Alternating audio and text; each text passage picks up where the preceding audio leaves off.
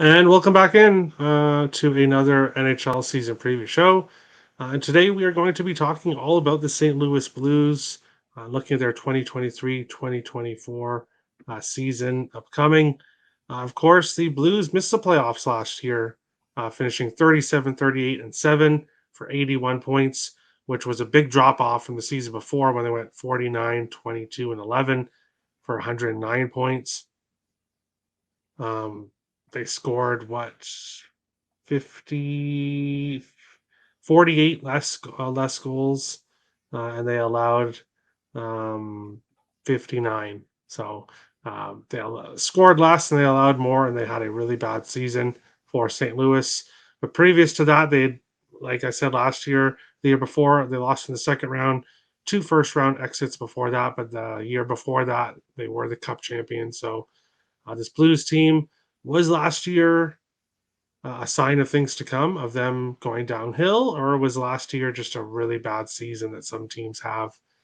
We will have to see. With me today is Mossy at Mossy Bets. Make sure to give him a follow. Link is in the description below. We're going to jump right into it here and look at the additions and subtractions for the St. Louis Blues. The main one here, well, not really a lot of main things, really just depth guys here. Kevin Hayes is brought in by a trade from Philadelphia. I believe he's either on the second or third line, but overall, not really the biggest of an addition. I think um, a guy who's heading, whose best days are behind him. Malcolm Subban, if he's playing in net, then the Blues are in big trouble because they either have injuries or really bad depth issues. Wyatt Kalynuk, a good depth guy. We'll see if he can grow into something. Kenzie McEachern, and then Oscar Sundquist making his return to St. Louis. Of course, he has been with the Blues previously, and then was with Detroit, went to Minnesota, and then now signed with St. Louis in the offseason. Thomas Greiss retired. He was one of the main reasons why St. Louis had trouble in the net. Of course, Jordan Bennington was rough as well, but Greiss was an over machine last year. And then the other three guys are depth guys. So overall, the Blues, who had a really bad season last year, didn't really do much of anything here to improve um, this offseason, in my opinion. Mossy, what do you think here? St. Louis Blues offseason. Did they get better? Did they get worse? Or are they kind of the same here, in your opinion? Yeah, I would say kind of the same. I mean, they brought in Kevin Hayes, a good third line center. I mean, it's decent enough. Malcolm Subban, like you said, if he's playing in net, there he got some severe problems going on. Bringing in Kalynuk, decent depth player. Mackenzie McEachern, Oscar Sundquist, both returning to the Blues after playing there before. Getting rid of Thomas Grace, well, I guess retiring. Um, Brings me into we'll talk about it later, but the whole goaltending situation with them. Tyler Pitlick out, Josh Levo out, Highmore, nothing really there. Pitlick, I mean, they get Sunquist kind of, I guess, to replace that role maybe. They stay about the same. Hayes is the notable addition, but I guess time will tell to see if it's good enough. Yeah, for sure. Jumping on to the next segment, which is upcoming free agents. St. Louis doesn't have any goalies upcoming, so Bennington and Joel Hofer or Joel Hofer. I'm so used to Joel Eriksson from Minnesota, so I'll call him Joel Hofer. He is signed multi years as well. When it comes to defensemen, Marco Scandella has been there a while. He's getting up there in age. He's definitely a depth defenseman at this point. Robert Bertuzzo can be a really good physical guy to play against, but again, he's the sixth or seventh defenseman right now. So maybe St. Louis moves on from both of those guys in the offseason. We'll have to see how they do. Callie Rosen, kind of the same thing. Forwards, Kasperi Kapanen, Jacob Vrana, you want to re-sign both of those guys. Samuel Blais, we'll have to see how he does this year. Nikita Alexandrov, RFA, you can re-sign him easy. Oscar Sundquist. We'll see if he leaves or if he stays in St. Louis. It'll kind of depend on how they're doing. They're having a good season and they're making the playoffs. He'll stay at least to the end of the year, I would assume. If they're losing, he could be traded at the deadline, Sundquist. So really, Jacob Vrana, his picture's there. For me, that's the most important player that St. Louis should be refocusing on re-signing. But if they head to the complete rebuild route, then you could see Vrana getting traded. You could see Sunquist and Kapanen getting traded as well. So we'll have to see exactly what happens with St. Louis this year. How they play on the ice will kind of determine, I think, a lot when it comes to their upcoming free agents. Mossy, what do you think here? Upcoming free agents for the Blues. Could they let everyone go? Is there someone here you think they should resign? What are your thoughts? Yeah, so I'll start with the defenseman. Scandella, Bertuzzo, Rosen. Not much there. I would say Callie Rosen's depending. He's in and out sometimes. Like he's decent enough. He's not always in the lineup. He's sort of that. I guess you would say fourth pairing defenseman, even though it's three pairings. He's just in and out of the third.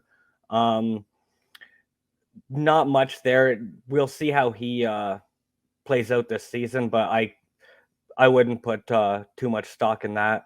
Going to the forwards, this is interesting because if the Blues are sort of maybe, I would like kind of on like the contention, but maybe they got like tough schedule upcoming, say like in the back, I don't know, 20 or like 20 30 games left in the season.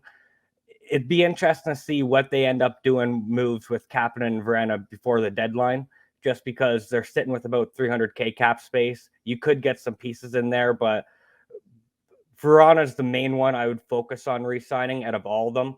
But again, like I said, it could be trade bait. Sammy Blais, Alexandrov, they'll re-sign him. I imagine he's if I look here, he's projected on the forward lineup. He's sort of in and out. He's out with Dickinson in the lineup. So depending on how he do, it's the reason I'm saying these guys is because there's not much. They're not going to hold too much cap, right? Like you can get stuff done for league minimum. Sunquist, we guess we'll see what happens there. But yeah, Verana is the main piece. Kapanen, I guess, if trade bait, depending on how they do going into deadline. For sure. St. Louis isn't a very exciting team when it comes to additions and subtractions, upcoming free agents here. A lot other teams have a lot more exciting Yeah. um, segments. So we'll move on to possible lineup where things get a little bit better here. Obviously, that top line, Buchnevich, Thomas, and Kyrou, is a good scoring line.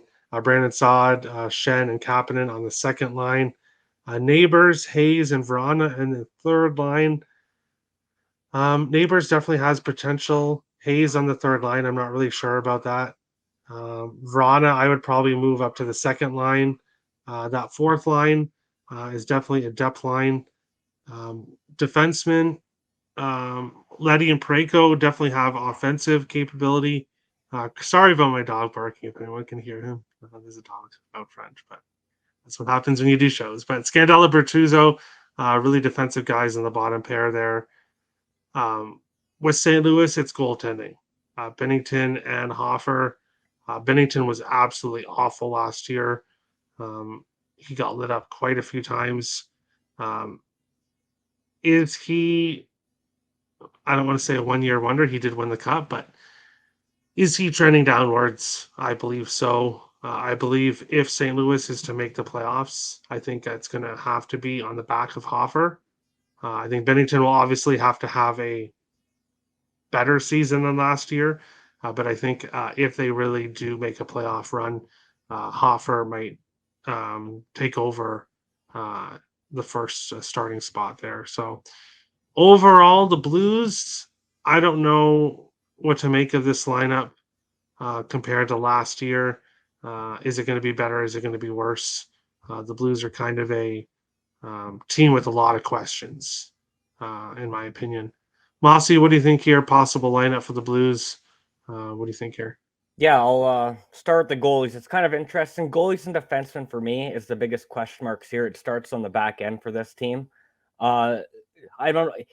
Is it the defenseman who's the problem? Is it the goalies? Is it a combination of both? I mean, their goals against were 3.63 this year, and that number's got to come down. If you believe it's the goalies, you got to figure that out. If it's the defenseman, you got to figure that out.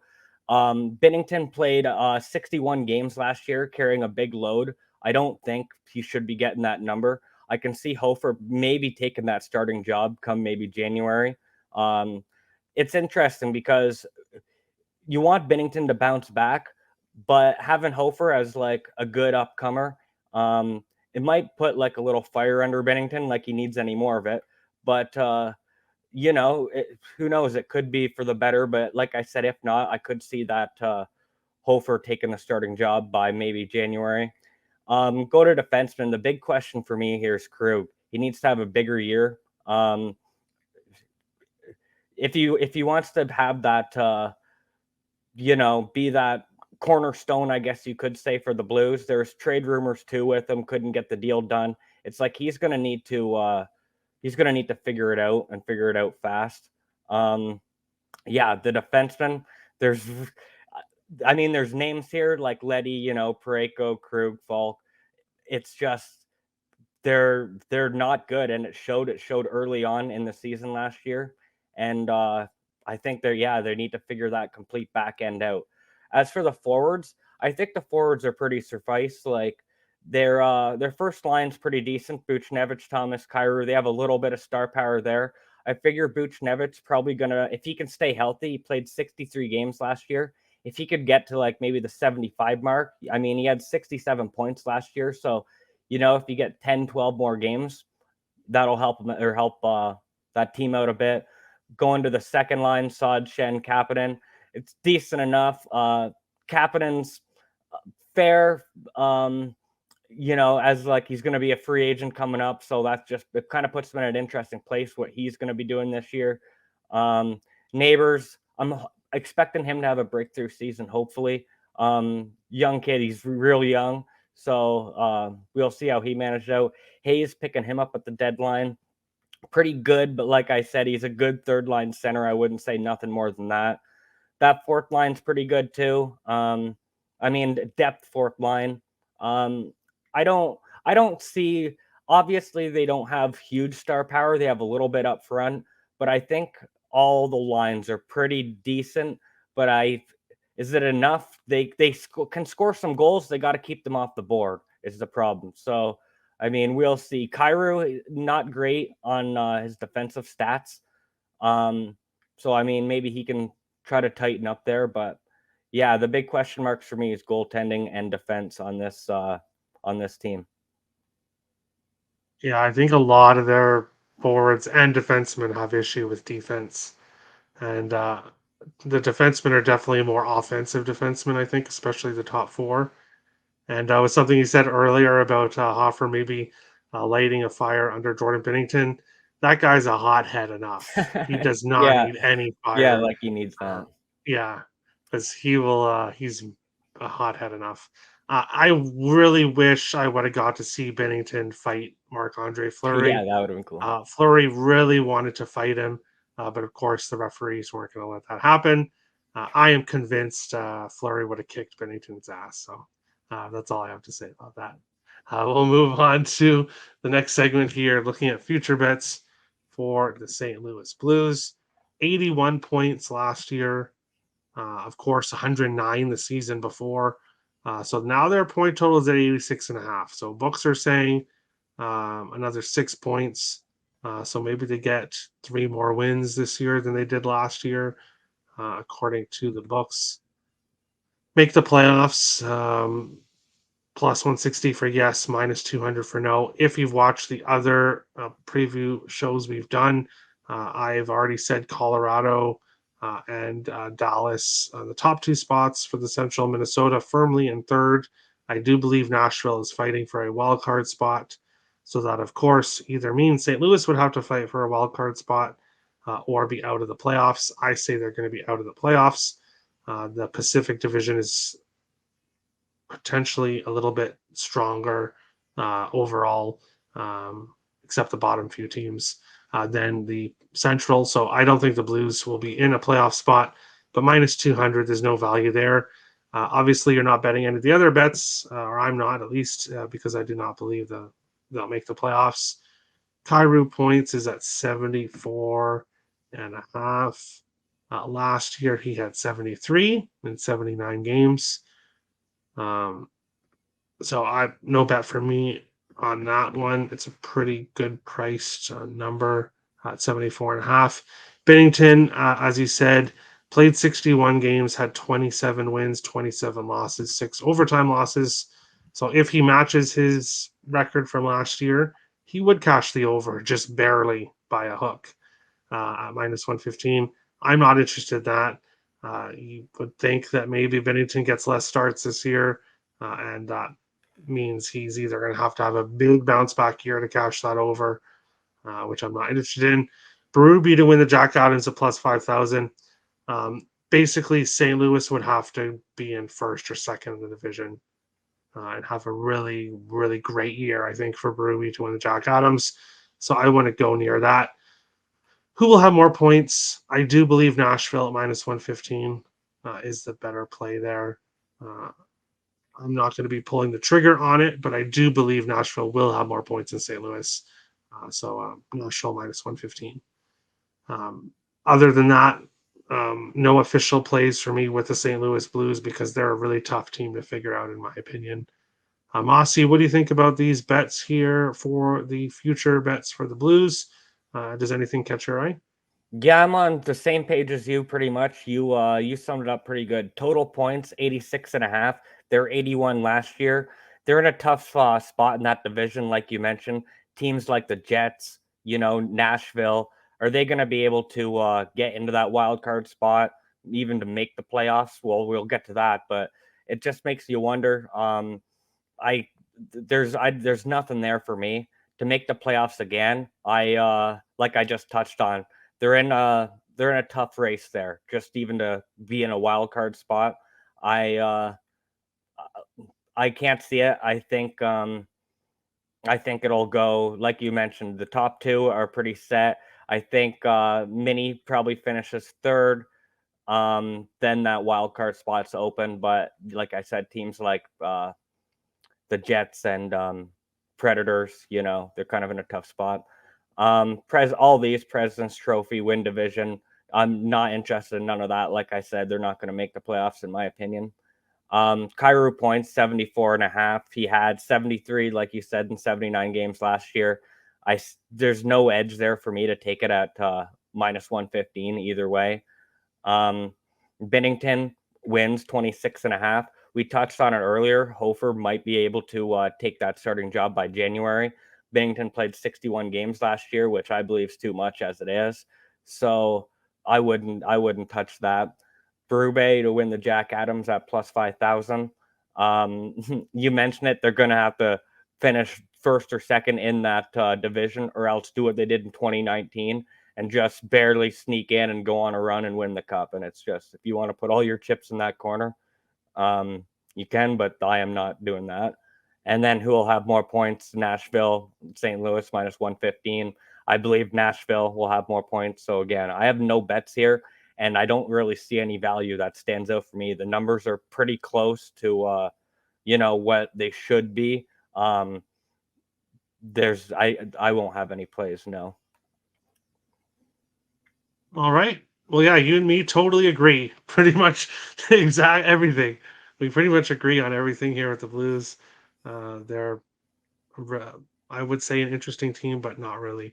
It'll be interesting to see how their goaltending goes and if they can improve, or if they have another bad season and if they're headed for a rebuild.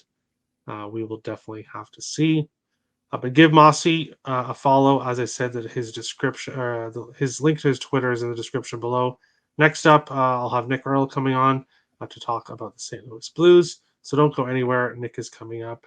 Uh, and next up to talk about the St. Louis Blues, Nick Earl, a person that's made some money on the Blues previously.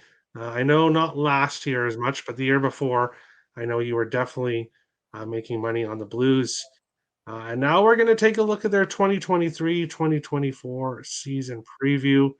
We will jump right into it here and take a look at additions and subtractions here for the Blues, a team that missed the playoffs last year, had a pretty disappointing season, falling 28 points in the standings.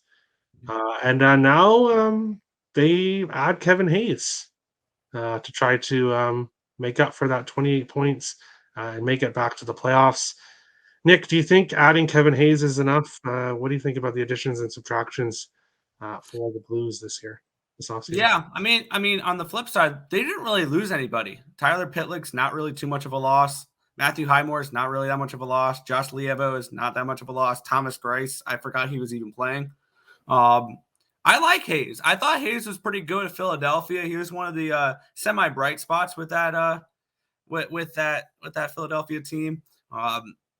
Mackenzie McEwen, Oscar Sundquist. I don't know how much they're really going to. I mean, they're going to be like depth pieces, but nothing crazy there. I don't think they got worse because they didn't really lose much, and I don't expect players like Buchnevich, Thomas, Kyrou, Shen, Saad to be as bad as they were last year.